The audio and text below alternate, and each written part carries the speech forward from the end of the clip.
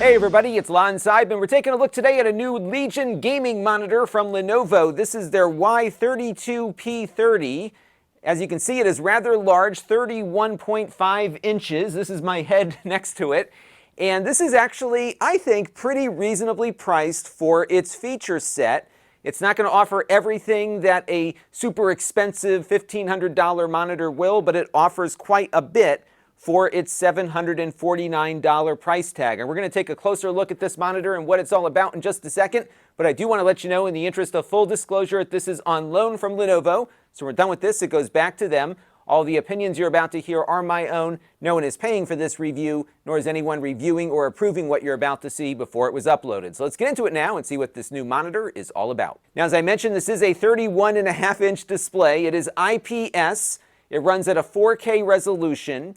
Its maximum refresh rate is 144 Hz, but it does support variable refresh rates coming from the devices that you have plugged into it. It's compatible with G-Sync and AMD FreeSync. A little bit earlier, I plugged in an Xbox console, and you can see that the variable refresh rate worked there as well. So it should support most of what's out there if you are looking for north of 60 Hz, but having that variable refresh rate support. It does, though, require the right cables to get those refresh rates, especially at 144 Hz. So if you are intending to plug in HDMI devices, you need to make sure, first of all, that the device you're plugging in can run 4K at up to 144 Hz, but also that you've got an HDMI 2.1 cable. What's funny is that the Xbox One Series S doesn't come with that cable in the box. So I would suggest picking up some of those Amazon Basics cables or something to get the right cable for the job. Now, as far as connectivity is concerned, there are 4 video inputs on this. You've got 2 HDMIs that you can see there on the left. You have a display port in the middle. And then on the right there, you can see that I have a USB Type-C cable connected. And right now, that is how my laptop is delivering video to the display through that USB Type-C port. But you're also going to notice a few other ports under there, and that includes a USB 3B connector along with a second USB Type-C. And the reason they have those extra connectors on this is that this display can double as a dock, and it has some KVM functionality built into it. So for example, right now with that USB-C connector attached to my laptop, I have a keyboard and a mouse plugged into the USB ports on the side of the monitor here. And what I could do is configure the display port to map up with that other USB-B port there to the right of the USB-C cable. And when I switch to that display port, it can make that USB the active connection so that when I switch display modes, the keyboard and mouse switch over to the other PC and vice versa. So pretty neat little feature that they've got in there, especially if you're connecting more than one computer to the display. You can have your single mouse and keyboard there, and there's really no need for a secondary KVM if you're just switching between 2 devices. Now, the USB connections on this are all USB 3.2 Gen 1, which means that they run at 5 gigabits per second. So these are not Thunderbolt, they're not USB 4, which means I wouldn't plug in your hard drives and other things that require a faster connection. Now, I mentioned this also functions as a dock because the monitor can provide up to 75 watts of power over that USB computer connection that we're currently using. That's not enough, though, for a gaming laptop, so you'll still need to use your gaming laptop's power supply for that. But if you got like a MacBook Air or some other 60-watt or so Windows laptop, you can plug everything in with a single cable and get it all working and leave your power adapter there in the bag.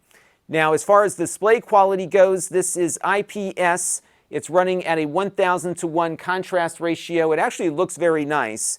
Now, the one area where you don't get everything here for the price point is brightness. So this runs at around 350 nits with a 400 nit peak brightness. And while it does support HDR, the brightness here just isn't enough to make it worth purchasing for HDR content production or consumption. Now, the monitor looks great for gaming, and it will certainly look great when you're editing videos and photos on it. However, if you are doing professional video or photo work and need very accurate color representation, you'll need to get something designed for that. So the color coverage on this monitor is 99% of sRGB and 90% of DCI-P3. Not bad, but again, discerning professionals will probably need something a little brighter with better HDR support and greater color coverage. They did, though, pack in a factory color calibration report, and I'll give you a larger view of that here so you can see what it's able to achieve with the price point that it's at. But again, I think professionals will probably want something a little nicer. But as I mentioned, it is a gaming monitor, and as such, I think a lot of the high refresh rate games that you might run on it are going to look great. The response rate on this display is 0.5 milliseconds, and while I have no way of measuring that with the equipment that I have, I can tell you just by looking at the display that even when you've got a lot of fast motion on screen, there is really no discernible motion blur here at all. Everything is super sharp. It looks great. My video here coming to you at 30 frames per second doesn't do it justice, but I can tell you looking very closely at this display and running some retro games on it earlier, there's just no motion blur on it at all, and it looks spectacular. Another thing I measured earlier was input lag. And what I did for that was connected up that gaming PC and hooked up an Xbox controller over USB to reduce as much lag as possible. And I shoot the screen at 120 frames per second on my iPad and then play it back frame by frame to see how fast a button push can get registered on screen. And this display scored the best out of any display that I have tested. It's pretty close to the Samsung 144 Hz monitor we looked at recently, but it's just a little bit faster when it comes to latency. So I think from a gaming perspective, whether you've got a PC, a PlayStation, or an Xbox connected to it, it's going to be great for all of that. Now you see here we've got the included base that comes in the box, and you've got a good range of motion here. Not only can you go pretty far left and right, but you also have a lot of height that you can bring to bear here as well. The monitor is rather large, so it will bounce around slightly. I do have it on a cheap IKEA desk here, which probably amplifies that a little bit more, but I found the base to be solid enough to keep the monitor in check here, and I think if you have it on a solid base, it will hold itself pretty steady. But it's very easy to move the monitor back and forth and find an angle that works best for you. So altogether, a really nice hardware package. There are speakers built into this. They are really bad. They are stereo, but they don't sound very good. But you do have a headphone jack on the left-hand side underneath the USB ports. And of course, you've got a spot here to hang your headset when not in use. So it looks like many gamers will just have their headsets connected most of the time. And when you're not using it, you can hang it up there on the hook on the left-hand side of the unit. Now, there's not much in the way of settings on this monitor. Again, I've been largely running it on the default the whole time, and I've been very happy with the output. But if you did want to dive in, I'll very briefly go over some of the settings here. They do have a couple of set modes for different types of games that you might want to play around with. You can also set two user-defined modes here, Game 1 and Game 2. So if you've got a game that looks better in a certain setting mode, you can do that and attach it to that particular mode. The overdrive option here is for adjusting that response rate. My monitor here came with level 2 enabled, and that's looking fine to me. They did say that the higher you set the overdrive, the lower the response rate is, which is good, but it does impact image quality. But again, I found level 2 to look just fine, and that's what it came with as the default. I have the adaptive sync here set to auto, so if it detects something that supports FreeSync Premium, it will automatically revert into that mode. And again, this is G-Sync compatible, so your NVIDIA G-Sync equipped computer will detect this as a G-Sync compatible display, so that works. One cool thing they've got here is the ability to put the refresh rate that the monitor is receiving on screen at all times, so you don't have to keep pulling up the little menu here if you were curious as to how the adaptive sync was working or what your computer was sending over. This is a refresh rate number from the display itself and not from your game, which I thought was pretty neat. Very basic settings here for brightness and contrast. Again, not much here to adjust. But they do have some color settings here where you can make some fine tuning of the hue and saturation if you want. But for the most part here, this is kind of a tuned display, and what it is what you're going to have. And again, it's geared to gamers, so a lot of folks in the creative world who may want to fine tune the color a little bit more are not going to have the options that they're looking for. The KVM settings can be made in here.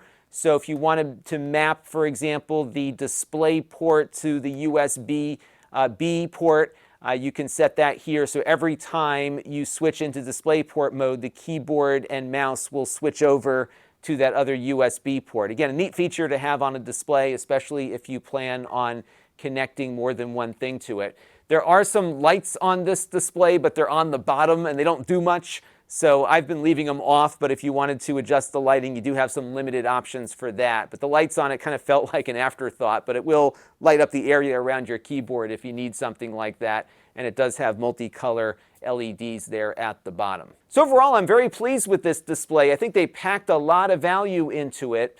The compromises here come on the creative side in that you don't have enough brightness to make HDR all that useful, and the fact that the color coverage here is not to where a discerning creator is going to want it. But for me, as a casual YouTuber, this is fine. It looks great. It was very easy to set up. For gamers especially, I think it's going to be excellent. You got a nice big display here for not a lot of money. It supports the 144 Hertz variable refresh rate, and very, very easy to operate. So all in, I think a great value here from Lenovo. And until next time, this is Lon.TV. Thanks for watching. This channel is brought to you by the Lon.TV supporters, including gold level supporters Brian Parker, Chris Allegretta, Hot Sauce and Video Games, Logic KGR, Tom Albrecht, and Amda Brown. If you want to help the channel, you can by contributing as little as $1 a month.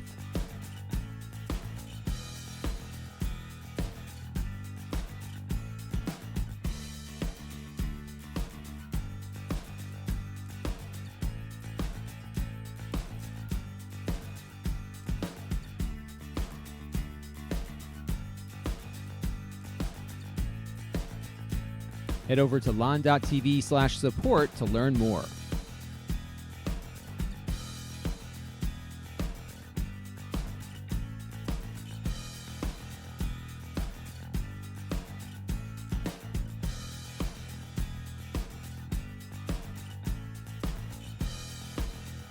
And don't forget to subscribe. Visit lon.tv/s.